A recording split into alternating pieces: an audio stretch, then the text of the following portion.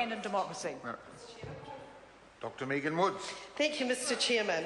And I'd like to acknowledge the contribution we've just heard from my fellow Canterbury MP Eugenie Sage. Hearing her talk with such expertise and knowledge about water and conservation in Canterbury, one wonders why she was sacked as a regional councillor by the national government and why it is we are here debating this motion tonight. So, Mr. Chairman, I want to talk to Section 5 of Part 2 and pick on a section that my colleague Clayton Cosgrove spoke to, and that is around the timetable for review, and the review that will be carried out in March 2014. And to reiterate some of the questions that my colleague asked there, we would like the Minister to take a call and let us know whether the public will have input into this review in 2014. Will this be another chance for Canterburyans to try and have their voices heard? That they can beat their heads against a wall because they overwhelmingly submitted against the piece of legislation we're here debating tonight. I think we've heard that over and over again, because fundamentally, Mr. Chairman, this is a government that does not trust Canterburyans to make decisions about Canterbury. This is a government that does not have faith in the people of Canterbury to make the best decisions for their province. And we want to know in 2014 whether they will have a chance to have another say on this. When you have a look at one wonders what form this review in 2014 will take.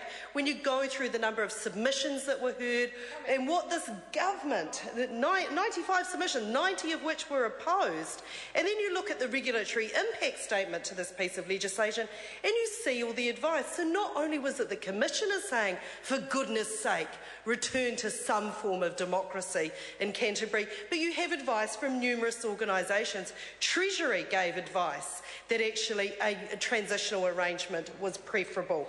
We have the Canterbury Mayoral Forum, which this government actually likes to hide behind and say that they were asked by the Canterbury Mayoral Forum to do it. We had the Canterbury Mayoral Forum in the regulatory impact statement quoted as saying they would like to see a return to at least a transitional arrangement. So this is a government that is ignoring the views of Canterburyans.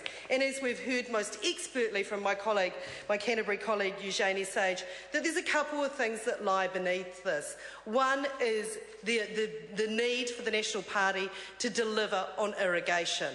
And it's not that it doesn't trust the people of Canterbury, it's that it didn't like the elected council because it wouldn't let them do what they wanted to and deliver on their election promises around irrigation. So, hey presto, here's a solution: cancel the elections and appoint some people to get through what you want, your political agenda getting through. It is truly shocking that we are standing here debating a piece of legislation that is about the cancellation of elections in pursuit of a political agenda by a political party.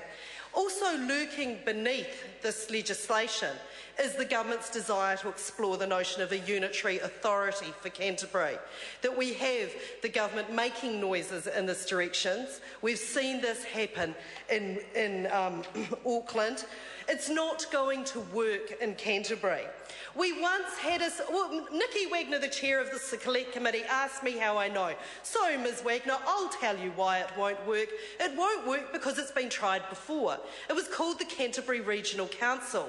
And the very reason that that council fell apart, the Canterbury Provincial Government, the very reason that the province had to be abolished in 1876, the very same tensions that existed that mean that a unitary authority that brings together the city of Christchurch, the city of Timaru, and tries to put these competing interests together. You can sit there and laugh, Ms Wagner, but I regret to inform you those very same tensions are there.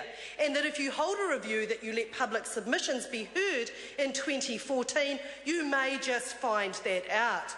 Because the very competing interests about the economic agendas of the two parts of the provinces will come to the fore again.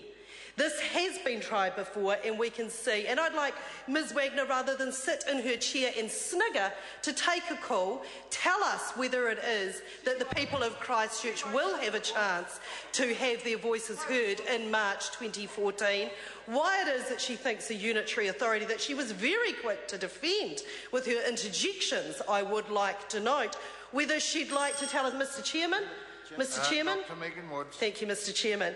Whether she'd like to tell us whether this really is the government's agenda. We know that water and irrigation is one of their agendas, and we're hearing very much here that actually the unitary authority, what we were calling as lurking beneath, seems to be coming to the surface a little bit more in the House tonight. So, Ms Wagner, we welcome you taking a call and explaining to us on this. You're seeking a call to explain on this, Ms Wagner? No, you're welcome to take a call after me, and we look forward to answers on this. So, Mr Chairman, we've put forward a range of reasons why we oppose this bill. You can't get more fundamental than standing in a House of Representatives saying that we oppose this bill because it is taking away the right of Canterburyans to elect their members.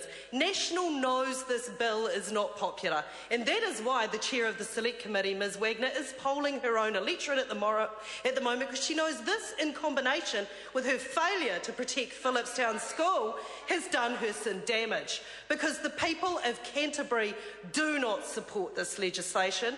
The people of Canterbury do not want their vote cancelled yet again. They'll have it done once, and they certainly don't want it again.